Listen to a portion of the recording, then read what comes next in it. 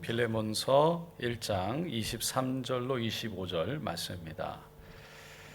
그리스도 예수 안에서 나와 함께 갇힌 자 에바브라와 또한 나의 동역자 마가, 아리스타고, 데마, 누가가 문안하느니라. 우리 주 예수 그리스도의 은혜가 너희 심령과 함께 있을지어다. 아멘. 오늘 저는 빌레몬서 1장 23절로 25절 말씀을 통해서 바울의 동역자들이라는 제목으로 함께 은혜를 나누고자 합니다.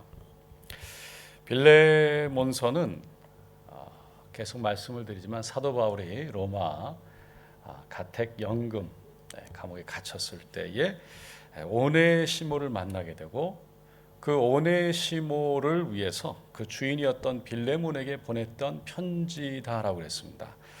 이 편지를 통해서 오네시모가 주인인 빌레몬의 많은 돈을 훔쳐서 도망갔지만 달아났지만 지금은 회개하고 새 사람이 되어 바울을 도와 복음을 전하는 자가 되었으니 이제는 그를 형제로 받아들여서 용서해달라고 부탁하는 글이 이 빌레몬서 편지입니다.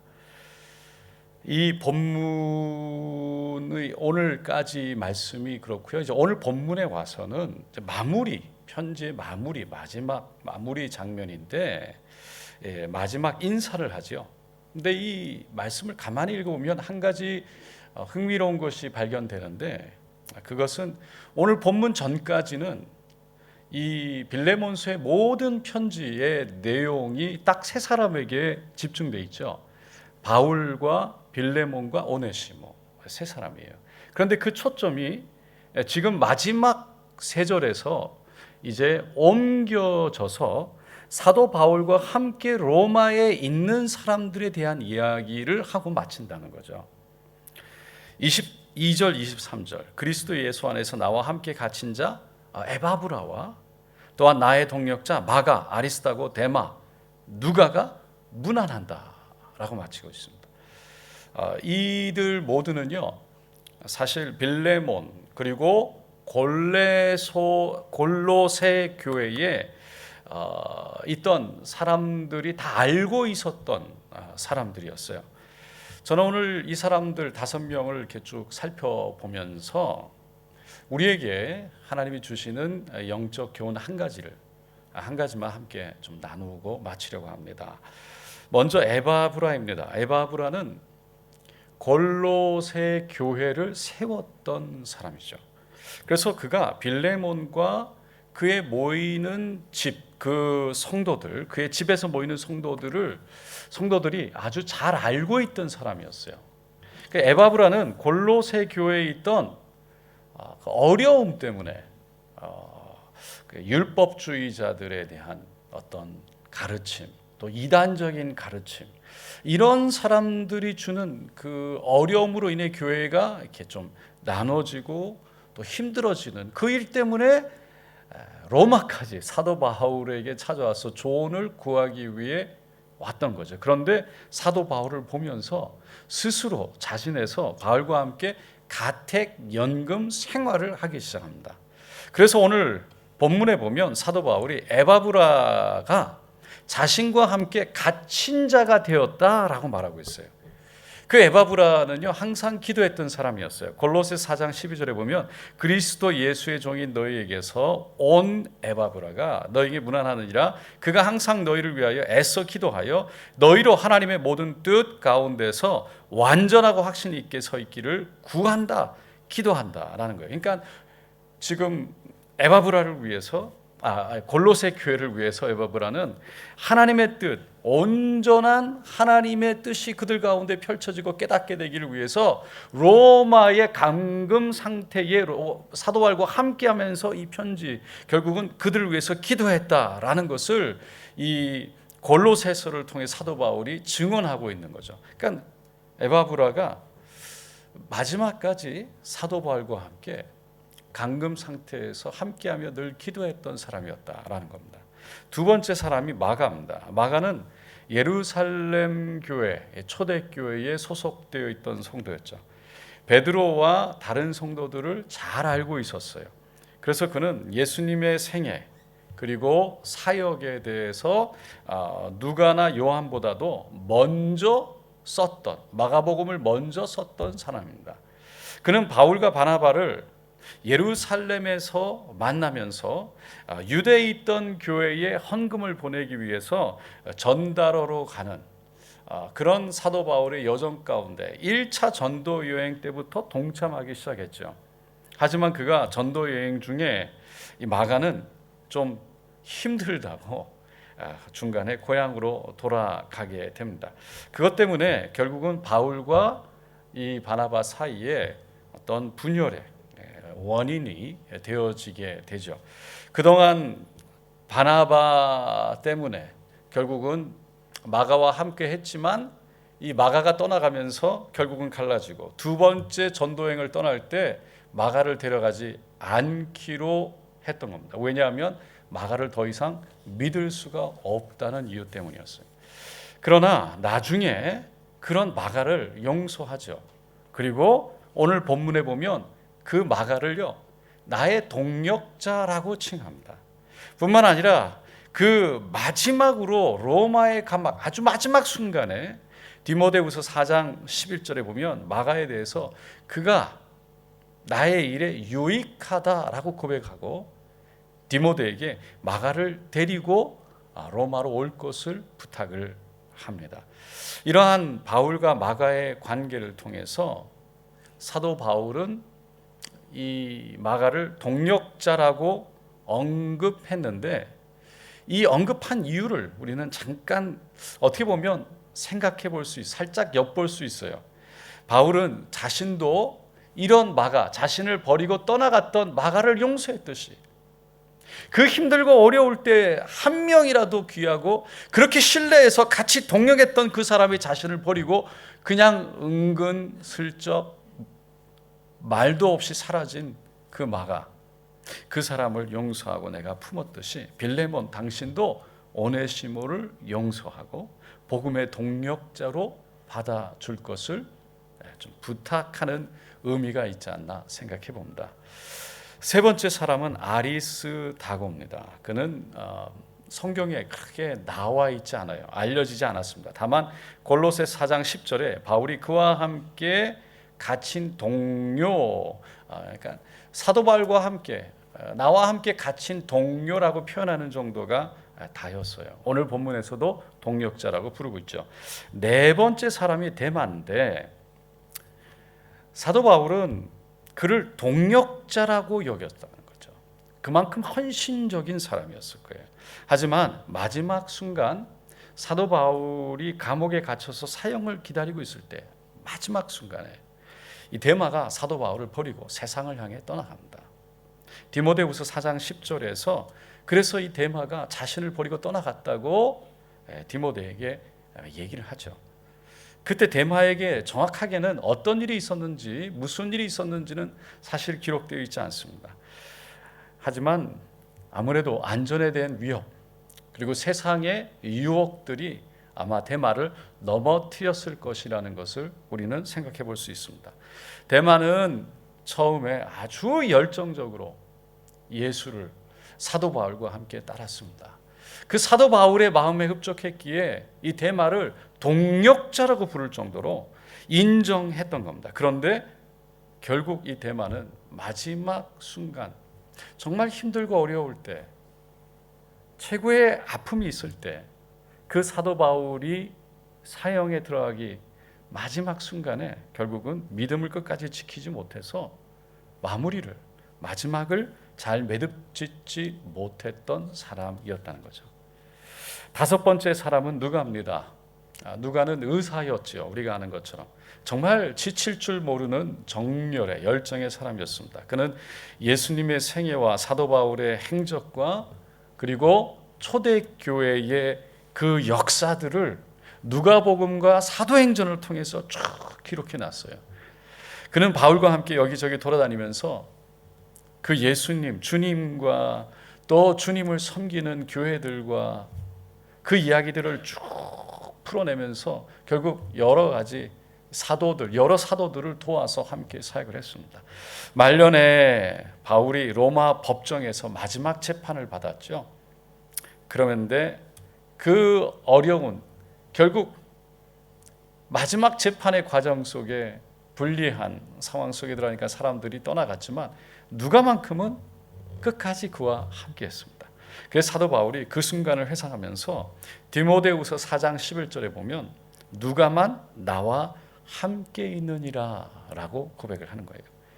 누가는 사도 바울이 네로 황제에 의해서 사형 선고를 받고 마지막 숨을 거두는 순간까지 함께 했던 사람이었습니다.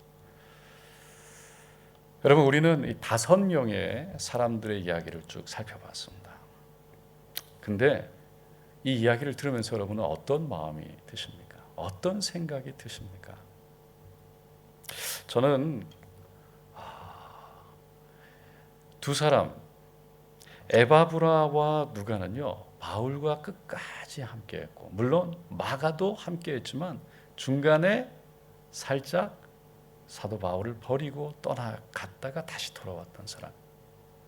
그런데 대마는 처음은 그렇게 열정으로 시작을 했지만 마무리 끝을 짓지 못해서 결국은 중간에 사도 바울을 버리고 세상으로 떠나가고 말았던 거죠. 나는 어떤 사람이 되고 싶은가? 어떤 사람이 되어야 할까? 여러분, 예수님을 끝까지 사랑하고 끝까지 함께하는 저 여러분 되시기를 간절히 축원드립니다. 세상을 요즘 보면 뉴스의 이야기들이 끊임없이 들려오는 것 중에 하나가 다음 세대에 대한 이야기인 것 같아요. MZ 세대에 대한 이야기, 청년들에 대한 이야기. 세상은요, 모든 기업들의 중심, 관심이 어디 있냐면 MZ 세대에 있어요. 왜냐하면 거기에 다 돈이 나오거든요. 돈을 쓰는 사람들은 다 젊은 사람들이에요. 세상이 지금 바뀌어 가고 있고 엄청나게 빠르게 바뀌고 있는데 MZ 세대가 어디로 가고 있느냐가 결국은 미래를 결정하고 지금 우리의 상황을 결정하기 때문에 세상의 뉴스를 보면 정말 하루가 멀다 하고 다음 세대에 대한 이야기들이 계속 나와요. 제가 관심이 있어서 그런지 모르겠지만 계속 보게 돼요. 그들은 어떻게 생각하고 어떻게 다르고 그들이 어디를 향해서 가고 있는지 그런 이야기들이 계속 나오는 거죠. 물론 다 그런 건 아니에요. MZ세대라고 해서 다 똑같지 않아요. 결혼관이 우리의 지금 현재 장년들, 중년들의 생각과 다르고 자녀관이 다르죠.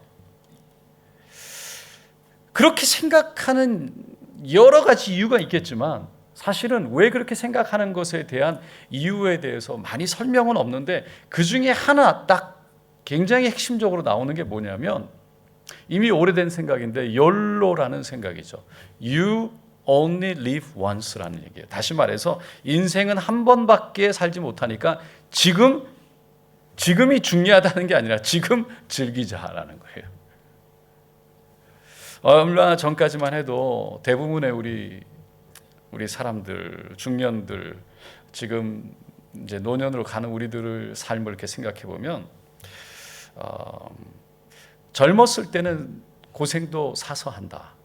그런 생각으로 그래서 노년을 준비하고 미래를 준비하는 그런 쪽으로 열심을 냈지만 지금 젊은이들의 생각은 미래를 생각하지 않는 것이 아니라 그것보다 조금 더 지금 고생은 결국은 조금 있다가 여행 가기 위해서 그리고 내가 젊을 때 놀고 내가 갖고 싶은 것을 누리기 위해서 지금 고생한다라는 생각입니다. 젊었을 때 하고 싶은 것, 젊었을 때 누리고 싶은 것을 다 누리며 살겠다. 왜? 지나가면 다시는 이 젊음의 인생을 내가 누릴 수 없으니까. 그러면서 하는 말이 뭐냐면 자기의 인생이 중요하다는 거예요. 내 인생이 다른 어느 누구의 인생보다 중요하다. 다른 사람들의 말을 듣고 싶지 않고 다른 사람들이 살아가는 대로 살고 싶지 않고 나는 내 길을 가겠다. 그래서 내가 살고 싶은 대로 내가 누리고 싶은 대로 내 길을 가고 싶다. 왜? 이 시간이 지나가면 돌아오지 않으니까. 여러분, 어떻게 들으면 이 말이요, 젊은이들의 지금 이 말이 굉장히 지혜롭게 들릴 수 있어요. 우리들이 지금 들었을 때, 아야 참 우리가 젊었을 때는 그런 생각 못했는데, 야 지금 젊은이들은 그런 생각을 하고 지금을 중요하게 생각하는구나. 참 지혜롭다. 우리는 젊었을 때 그런 생각을 할 여유가 없었는데, 우리는 그저 앞만 보고 달려가야만 했는데, 먹고 사느냐 못 사느냐가 중요했는데, 그런데 그런 젊은이들에 비해 보면 우리 자신이 어떻게 보면 참 초라하게 보이는, 어떨 때는 비교가 되는. 근데 우리들에게는 그 젊은이들처럼, 지금의 젊은이들처럼 어떻게 보면 지금 장년층의, 지금 부모 계층의 그런 부의 축적이 이때까지 시대를 살아왔던 어떤 시대보다 가장 부하고 가장 넉넉한 시대를 살아왔기 때문에, 그런 시대를 살아왔기 때문에 MZ세대가 그런 먹고 사느냐에 대한 문제에 대해서 걱정이 없는 거죠.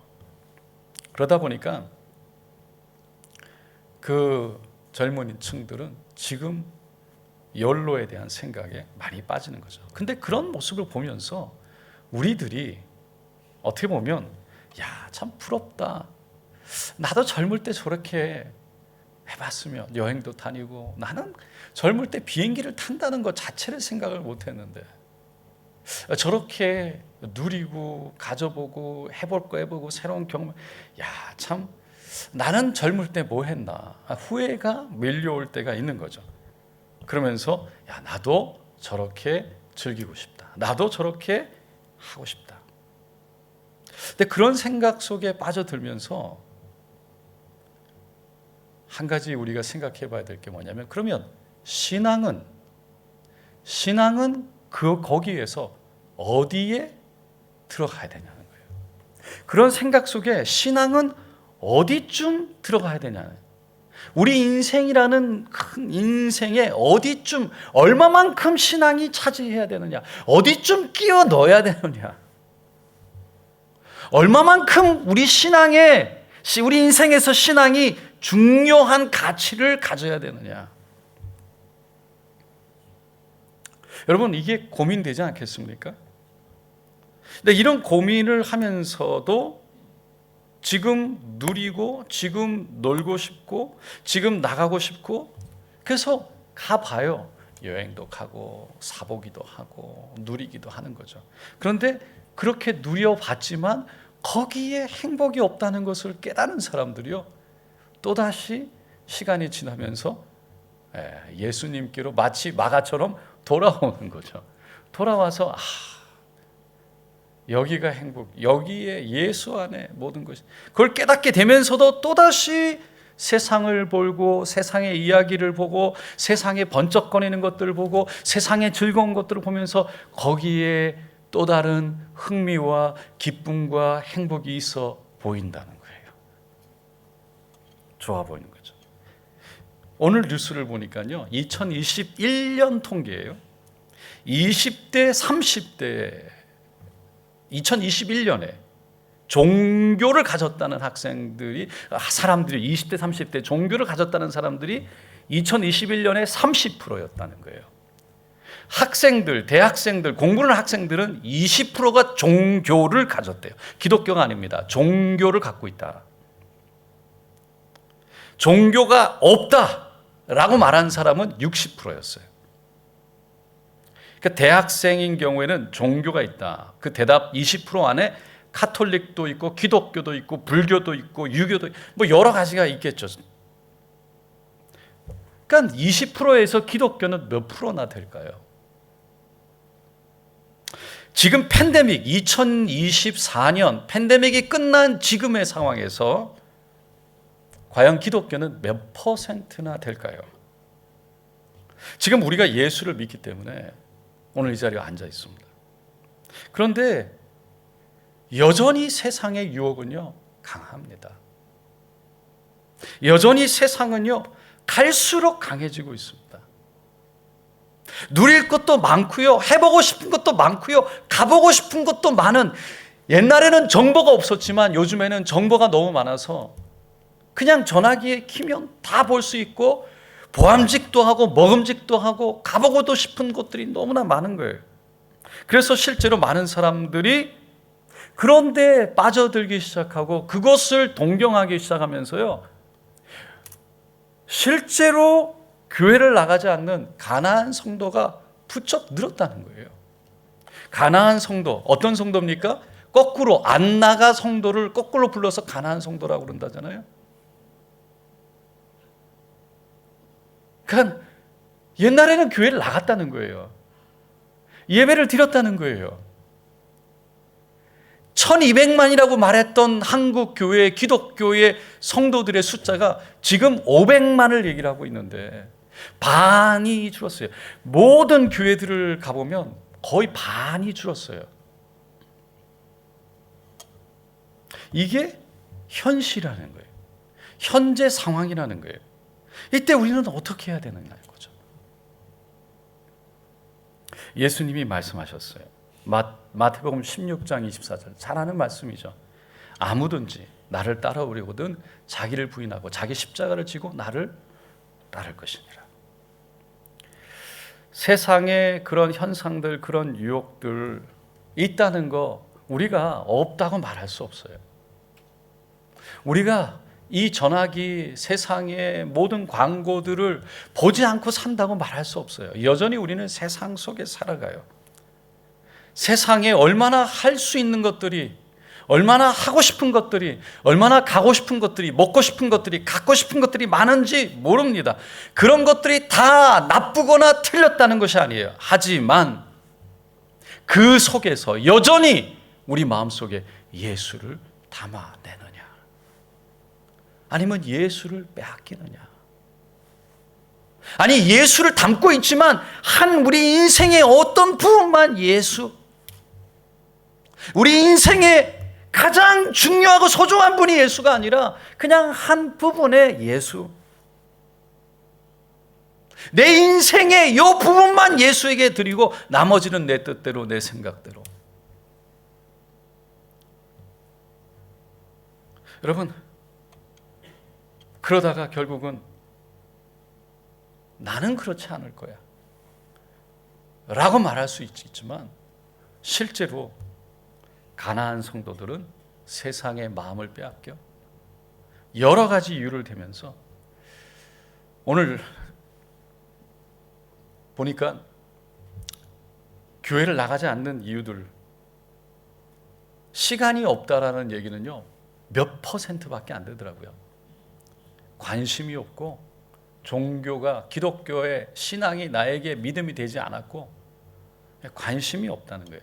그리고 제재 받지 않고 싶다.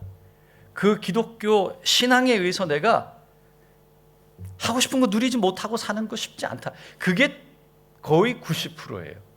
이유가, 실제 이유가. 여러분, 자기를 부인한다는 건 무엇입니까? 이런 세상 속에 살아가는 거예요. 세상 속에서 눈에 보이는 거예요. 유혹이 있어요. 여러 가지가 있어요. 그러면서도 그것을 끌리는 걸 인정하지만 그럼에도 불구하고 그 마음을 잡아매는 것이 자기 부인이라는 거예요. 자기의 감정과 의지를 잡아매는 것, 예수에게로 끌고 오는 것이 자기 부인인 거예요. 그래서 그 십자가에 자기의 감정과 의지를 못 박아서 그 십자가를 지고 가는 게 바로 자기 십자가를 지고 예수를 따라가는 거라는 거죠. 이게 쉽지 않죠. 하지만 성령님이 도와주시면 될 줄로 믿습니다. 성령님의 도움을 얻기 위해서 그래서 기도할 수밖에 없어요. 그래서 말씀 안에 있을 수밖에 없어요. 여러분, 목사가 아니라 목사 할아버지라도 기도와 말씀을 떠나면 결국은 유혹이 커져 보이는 거예요. 예수가 우리 인생에 다였던 것 같다가도 어느 순간에 세상이 들어와 버리는 거죠. 세상 속에 그 예수가 하나의 조그마한 부분으로 끝나버리는 인생이 될 수도 있어요. 여러분, 예수는 그런 분이 아닌 줄로 믿습니다. 결국은 그것 때문에 예수와 멀어진다는 것이 예수와 끊어지는 것이 아니라 우리 인생의 전부가 되시는 예수에서 결국은 예수의 자리가 점점점 사라지고 내가 자리에, 세상이 그 내 인생의 자리에 들어가는, 여러분 이게 날마다 사도 바울의 고백과 같이 오호라 공고한, 그리고 내 안에 그 의와 악이 함께 싸우는 그것이 날마다 있는 거죠. 누가 이것을 마스터했다고 말하고, 누가 이것을 나는 그런 유혹이 없다고 말하면서 살아갈 수 있는 사람이 누가 있겠습니까? 그 사람은 그 순간 성령에 충만할 때, 할렐루야, 그때 우리의 마음속에 세상이 온데간데 없고 예수가 온전히 보이는 것뿐이죠. 그래서 여전히 기도하고 말씀 속에 성령의 충만 속에 나를 붙들어 매야만 된다는 것이죠. 사랑하는 성도 여러분, 세상이 조금씩 커지기 시작할 때, 데마가 어느 날 순간 갑자기 마음이 돌아서서 예수, 사도 바울을 버리고 세상으로 향했을까요? 예수가 전부였다가 조금씩 자기 마음에 세상이 들어오고 세상이 커지면서 결국에는 어떤 순간에 결국에는 세상으로 가게 되는 가나안 성도가 되고 말았던 거죠. 여러분, 여러분에게 있는 십자가는 무엇입니까? 우리에게는 그 초대교회 때 있었던 우리의 생활에, 어떤 삶에 어떤 안전의 위협이 있지는 않습니다. 그러나 어떤 우리에게 유혹이 있습니까? 예수님과 지금도 우리 안에 싸우게 되는, 예수님을 가장 귀한, 가장 큰, 가장 사랑하는 분으로 놓지 못하고 늘 그 예수님을 바라보는 것을 막 그 방해하는, 싸우는 것이 무엇입니까? 여러분, 그것을 발견하고 날마다 예수를 붙들고 우리를 부인하고 십자가를 지고 예수님을 따라가는, 예수님을 바라보는 저와 여러분 되시기를 예수님의 이름으로 축원드립니다.